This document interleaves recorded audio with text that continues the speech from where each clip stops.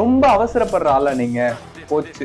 இந்த ரியல் ஸ்டோரியை ஃபுல்லா பாருங்க, என்ன சொல்ல வரேன்னு புரியும். 100 days 100 குட்டி ஸ்டோரிஸ் பார்ட் 2ல இன்னைக்கு டே 55. இந்த மாதிரி யூஸ்ஃபுல்லான குட்டி ஸ்டோரிஸ்க்கு நம்ம பேஜை ஃபாலோ பண்ணிக்கோங்க. 1970sல வால்டர் மிஷெல்ன்ற ஒரு சைக்காலஜிஸ்ட் 32 சின்ன குழந்தைகளை ரேண்டமா தேர்ந்தெடுத்து அதுல ஒவ்வொரு குழந்தைகளையும் தனித்தனியா ஒரு கிளாஸ் ரூமுக்கு அழைச்சிட்டு போறாங்க. அந்த ரூம்ல இருந்த ஒரு டேபிள் மேல மார்ஷ்மெலோன்ற ஒரு சாக்லேட் வைக்கப்பட்டிருந்தது.